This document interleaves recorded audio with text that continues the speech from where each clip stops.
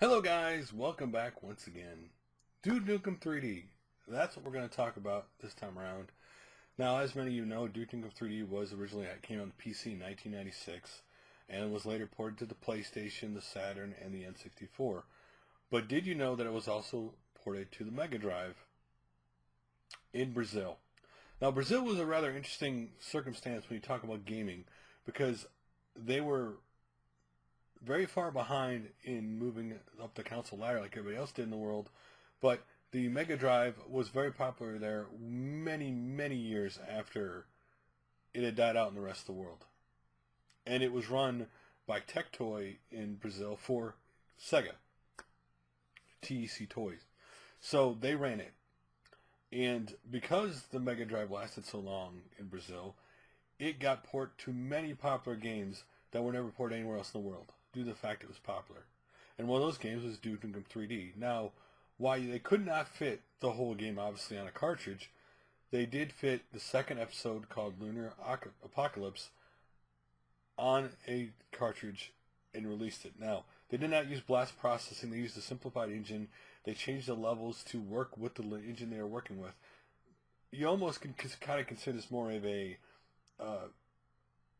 I'd call this more of a Wolfenstein 3D looking game than a Duke Nukem game because it's simplified in graphics. But the fact they were able to do this, again, is amazing in itself. The fact that Mega Drive, now Genesis owners, will now be able to do this. Now, Piko Interactive is the one who brought it over here.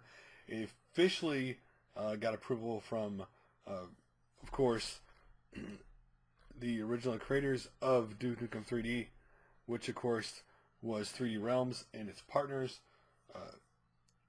But again, on the cartridge front, it's the package says this is not an official Sega cartridge. So, for those looking for that seal of approval, you're just not going to get it. But this game did come out, and the fact that it's being released for either $39.99 just for the cartridge, or $54 if you want, of course, the instruction book, the clamshell, and of course the game, then the choice is yours. And to me, it's really cool that these things like this come out in the rest of the world eventually. This will be available worldwide. So if you're a Genesis fan and you want to experience Duke Nukem 3D, now you can. I hope more games like this come out. I think it's cool. The rest of the world gets to experience what other people get to experience. Whether you get the full game or not, whether you get it to look, it's not going to look perfectly, obviously, like the PC version, PlayStation, and that, because the system just can't do what they can do. But to get a watered-down version of something that was released at the place to see, hey, this is what the Genesis version could do at this time. Again, to me, these things are historically important for people to understand. This is what they did with this game on this system at this time. While someone making the same game today might be able to get more out of it, if they got the license, obviously 3D Realms and so forth and so on, who license holders are, because license holders change all the time in these games. People own this stuff. But still, the fact that this happened, and hopefully we get other games again in Brazil and other countries that came out that never came out anywhere else. It'd be cool for all people who own that system to get to play it. Now, a lot of people ask, well, why does it matter? This is just a Genesis. There are a lot of people out there who only collect for certain systems, who only play games for certain systems, and this gives them an option to continually play that system and new games they never played before, new experiences never played. Who would ever think Duke Nukem 3D would be put on the Genesis? Ever. And here we go. So, what do you guys think of the fact that Duke Nukem 3D is coming out worldwide from Piko Interactive? But those guys do obviously homebrew stuff all the time, or, well, I wouldn't call it homebrew.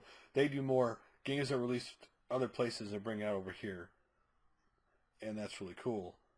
Would you be willing to pay the $40 to get this game, or $54 for the clamshell and the instruction booklet? Or are you the kind of person that says, you know what, I like the other versions better, I'm not interested in trying this out on my Genesis?